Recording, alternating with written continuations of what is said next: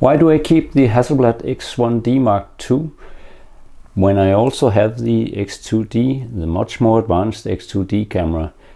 Let's have a look at that in this video.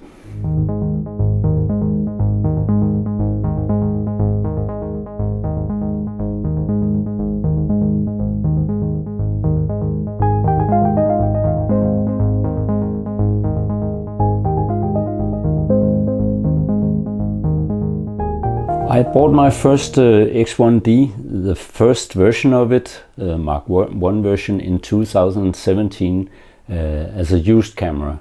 But I bought this X1D Mark II the day it was released in 2019.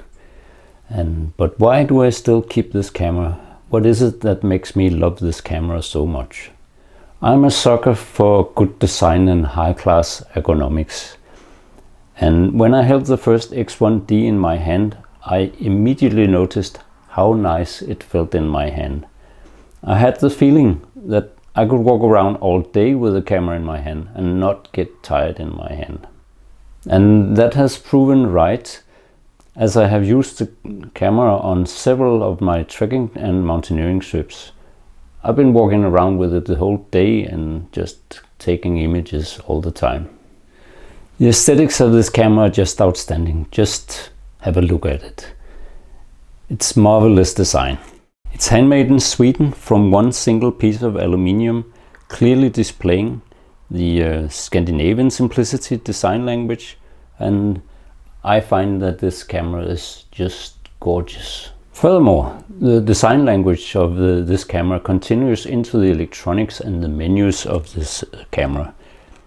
They are well thought out as opposed to very complex menu systems of many other brands.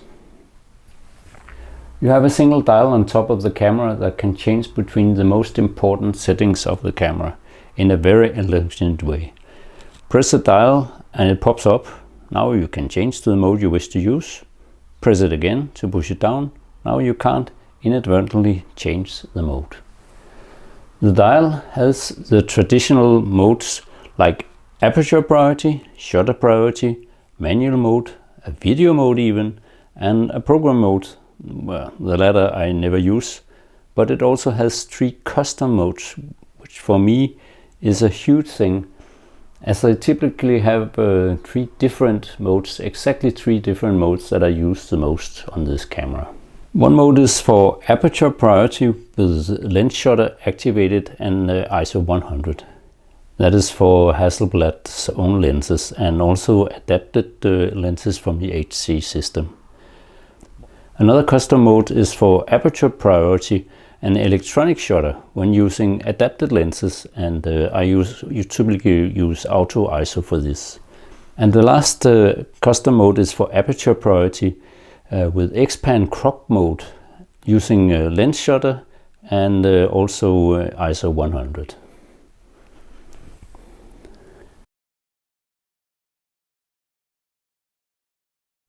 The video mode on this button gives you 2.7K video, not 4K video, and it doesn't give you many settings to change. Not as exactly perfect for professional video, but you can keep the medium format look in the video, and that's something I kind of like. It's not something I use very often, but it comes in handy if I'm out on a shoot with only Hasselblad cameras, as the X2D doesn't have any video mode. And there's even a microphone input on the X1D.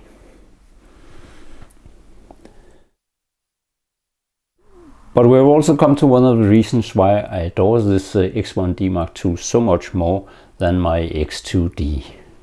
Although technically superior in so many ways, the X2D has a display on top which could do so many things, but Hasselblad has limited this to ISO, white balance, shooting mode, battery information and a few other things.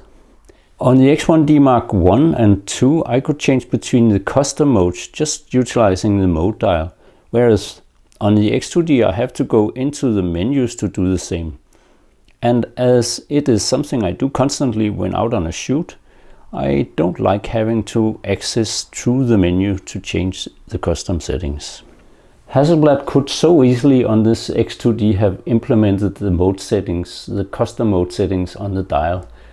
Just by pressing one of the buttons here, you change mode, and you could also display the custom modes here.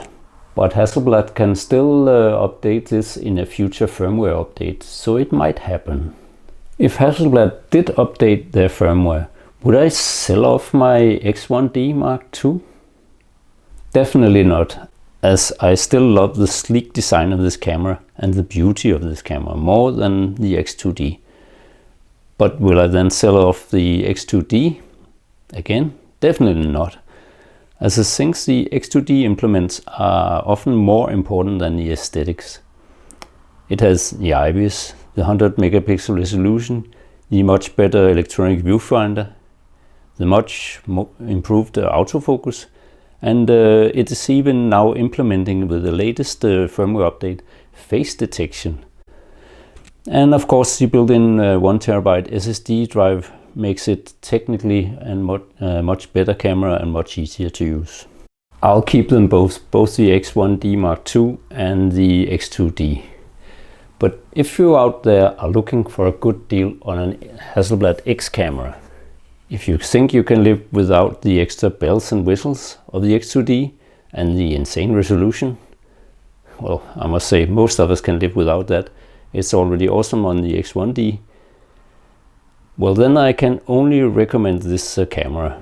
But go for the Mark II version, as the X1D Mark I had too many flaws that can't be corrected in firmware. So I hope you like my little, well, we could call it a review, but my look on the Hasselblad X1D Mark II and why I will keep this camera, although I also own the much more expensive and more technically advanced X2D. If you like the video, please subscribe to my channel and also hit the like button. So thank you very much for this time, and bye for now.